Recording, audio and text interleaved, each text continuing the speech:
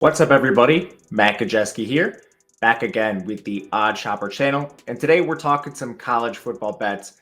It's week 10. That means Maction is back.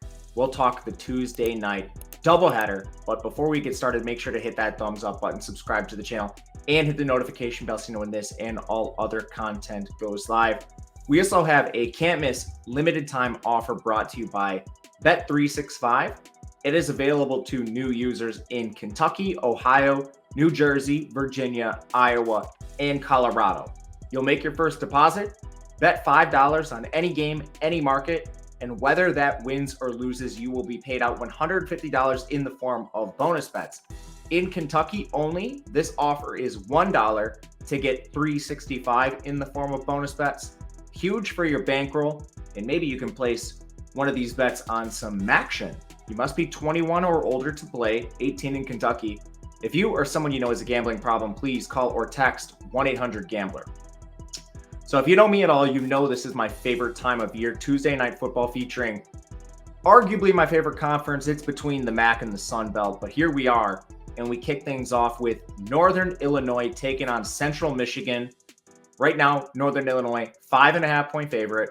Over-under in the game is 46. I did place a wager on the under at 46. I think this is going to come in pretty low. I'm seeing 45 pop up in some spots already. Not too big of a deal in my opinion. I still think the 45 is fine. This mostly comes down to pacing. Northern Illinois is 101st in pace. Central Michigan is 89th. Neither offense has been particularly successful this year. Northern Illinois 99th in total offense. And then you look at Central Michigan, they're 107. To dive into the weeds, there are some injuries on both sides, especially on the Northern Illinois offense.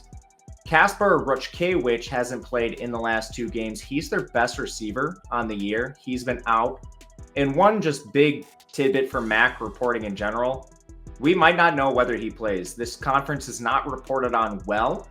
What I'm telling you is these players have been out recently, so that doesn't mean they'll be out moving forward. Maybe we get reporting, maybe we don't. But anyway, their wide receiver one has been down. They've also missed their offensive tackle, Evan Buss. So they've had to start a couple guys in his place recently. Not great on the offensive line. That's been a unit that's 63rd in pass blocking, 85th in run blocking. So losing somebody's not great for this unit. And then on the Central Michigan side, they've been pretty banged up as well. Their rotational gadget quarterback, if you will, Bert Emanuel, has been banged up.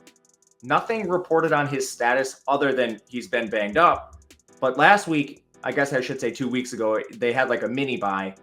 Instead of Bert Emanuel coming in for garbage time, they had their third stringer take kneel down snaps, which maybe is indicative that Emanuel's not too healthy.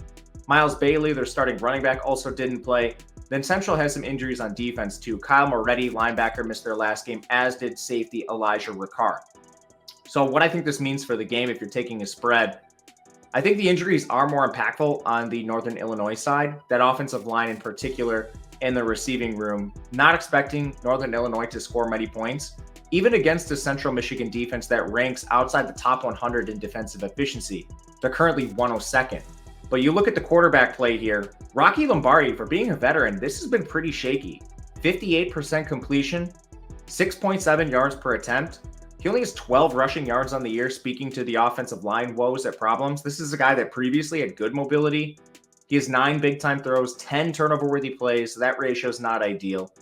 But it's also not great on the Central Michigan side. Jace Bauer has a 57% completion, 6.2 yards per attempt, 5 touchdowns, 6 picks. Similar big-time throw to turnover-worthy play ratio, not great. And this offensive line has also struggled.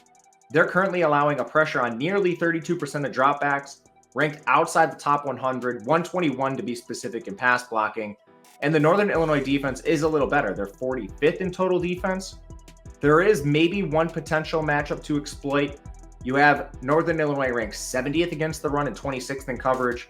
Central Michigan is just going to try to run it right down your throat. So the way I see this game playing out is slow, run heavy on both sides, a lot of offensive inefficiency.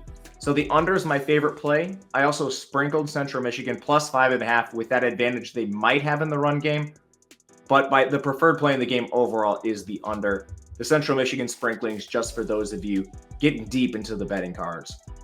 Second game, We have Buffalo taking on Toledo. This game is a 16-point spread in favor of Toledo. The over-under is 52.5. I think this game is much harder to bet, and it largely stems from the injuries on the Buffalo side. I kind of want to buy this team low. They just beat Kent State. They had a close game against Bowling Green that they lost 24-14. They beat Central Michigan. They beat Akron. They lost to Louisiana by 7. I think this team is decent, but man, here's who's hurt, and it's a long list.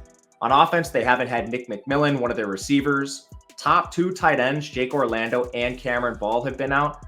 And then on defense, this is where I think we have the major injury. Sean Dolak, he hasn't played in multiple games. He's their best player. Caleb Offord, a corner's been out. Jalen McNair, another corner, hasn't played since the Wisconsin game, which was the opener. Solomon Brown, a third corner's missed time. So it's not just, all right, you're losing some starters in your secondary. Now we're losing backups to the starters. They've also used like 3 different offensive line combinations. They've had 3 different centers. And the reporting is bad, so it's hard to determine whether this is performance-related or injury-related. But what I can tell you is this interior offensive line in particular stinks. Their tackles are good, but still, 77th in pass blocking, 124th in run blocking. This unit has been shaky. Where Buffalo does succeed is on defense. But again, being down so many players is why I don't think we can play them, even at plus 16.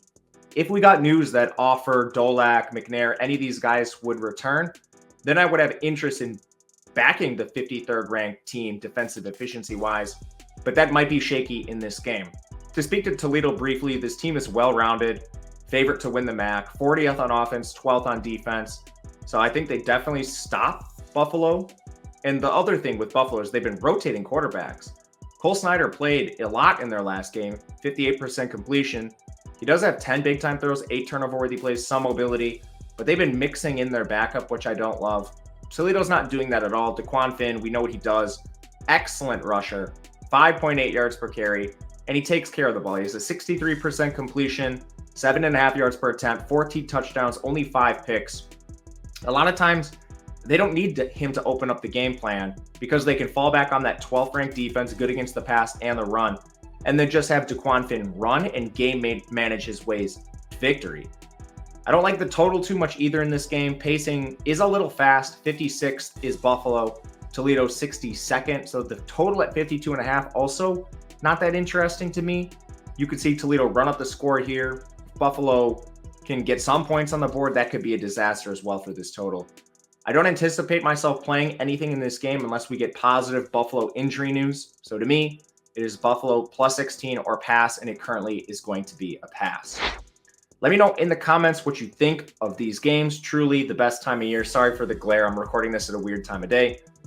But would love to hear your thoughts. If you have a question, reach out on Twitter at Matt_Gajewski.